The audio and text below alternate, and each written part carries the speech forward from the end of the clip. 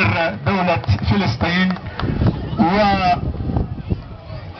والدكتور العلوي المدغري الذي ينظم باسم وكالة بيت المال القدس هذا العرس الرياضي.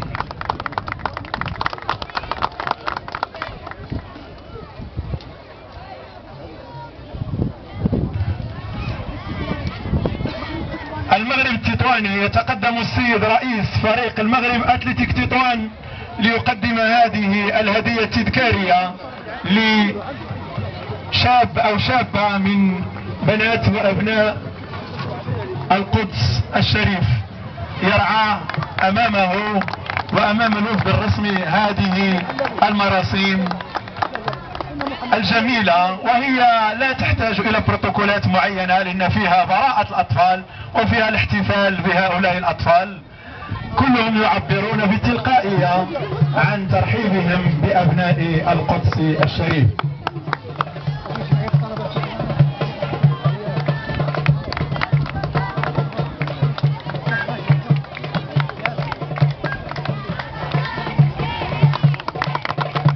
هكذا نعيش مراسيم هذه الهدايا وتقديمها في هذا العرس الذي تنظمه وكالة بيت مال القدس في إطار الاحتفالات بعيد العرش العلوي المجيد.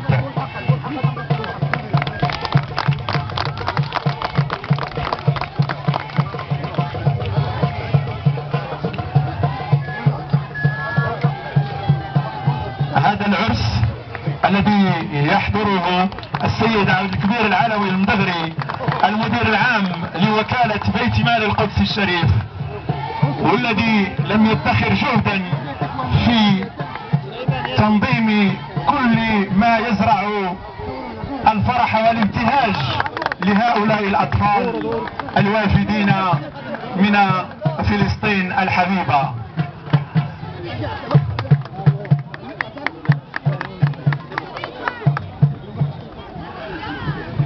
مراسم تقديم الهدايا تذكارية، فريق المغرب التطواني يسلم شعارات للفريق على يد رئيسه الى الوفد الرسمي، أقمصة للفريق المغرب التطواني يسلمها السيد الرئيس الى ضيوف مدينة تطوان الذين يشرفون بحضورهم مدينة الحمامة البيضاء، وهي تعيش الأعراس في أشكال متعددة باحتفالات عيد العرش العلوي المجيد. وهي وكالة بيت مال القدس تعيش فرحها بين أحضان مدينة الحمامة البيضاء برئاسة السيد عبد الكبير العلوي المدغري المدير العام لهذه الوكالة.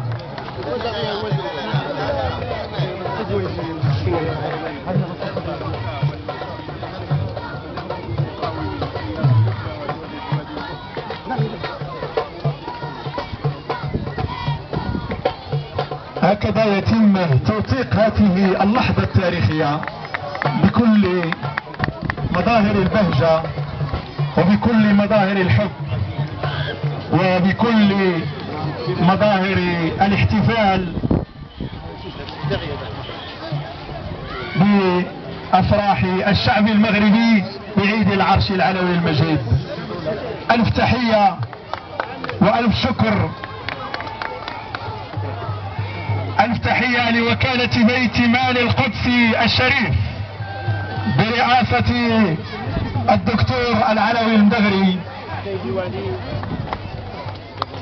الذي جمع وألف بين شباب المغرب وشباب فلسطين بتنظيمه هذا العرس بمدينة تطوان. مدينة تطوان بكل مسؤوليها، السلطات المحلية وعلى رأسها السيد الوالي ومؤسسات منتخبة في مقدمتهم السيد رئيس المجلس الإقليمي لإقليم تطوان.